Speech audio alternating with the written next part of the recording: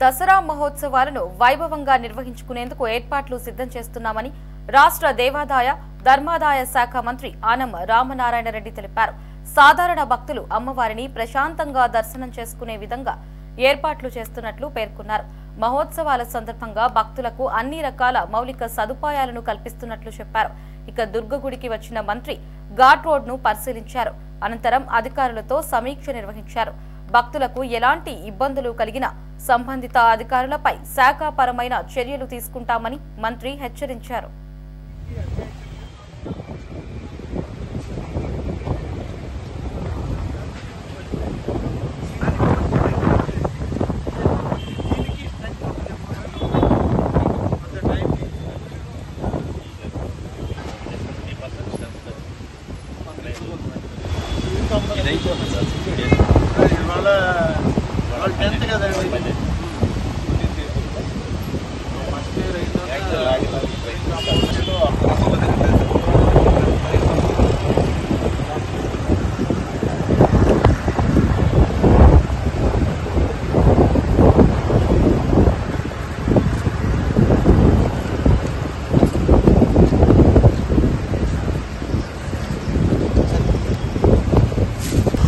మళ్ళీ ఒకవేళ చేయాలనుకుంటే మనం మెట్ట పెట్టి చూద్దాం.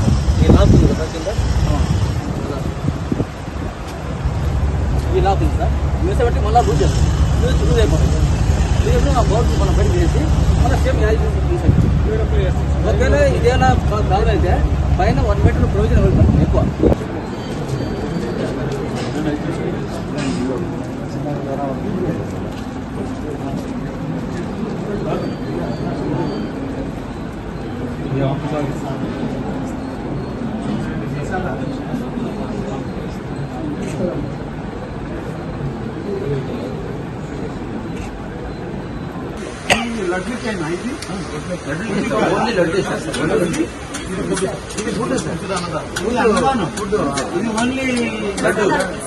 అయితే మీకు అది ఉంటుంది కదా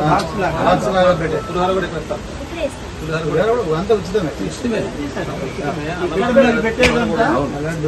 ఈ కృష్ణా జిల్లా కృష్ణా నది, బొడమేరు ఇలాంటి వాగుల వల్ల ఇటీవల కాలంలో భారీ వర్షాల వల్ల జరిగినటువంటి ఈ యొక్క ప్రమాద భరితమైనటువంటి పరిస్థితుల నుంచి ధైర్యాన్ని, స్థైర్యాన్ని అందరూ ఈ ప్రాంత ప్రజలందరికీ ఇవ్వాలని, అదేవిధంగా ఈ రాష్ట్రంలో ఈ ఉపద్రవం జరిగినటువంటి పరిస్థితులు అది దైవికంగా జరిగిన, ప్రకృతి వైపరీత్యాల వల్ల జరిగిన, మనం కొంత దానికి పూజలు ఇవన్నీ చేసుకోవాల్సిన అవసరం ఉంది.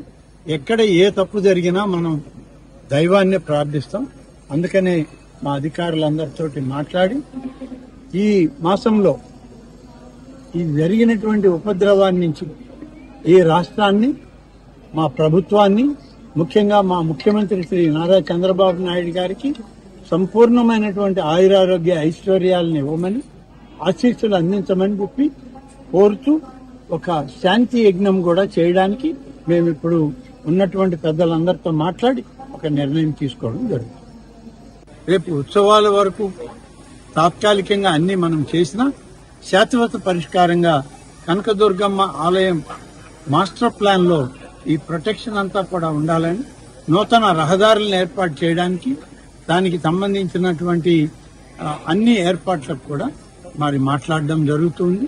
ఇంతే కాదు, మళ్లీ కూడా అమ్మవారి ఉత్సవాల సందర్భంలో సమావేశాలు పెడతాం. ఆ సమావేశాలను దృష్టిలో పెట్టుకుని అన్ని విషయాలను కూడా స్థానిక ప్రజాప్రతినిధులు, ఈ జిల్లాకు సంబంధించినటువంటి మంత్రివర్యులు, ప్రభుత్వ అధికారులు అందరినీ కూడా సమన్వయం చేసుకుని భవిష్యత్తులో అమ్మవారి ఆలయ ప్రతిష్టని కాపాడడానికి అన్ని సౌకర్యాలను ఏర్పాటు చేయాలి.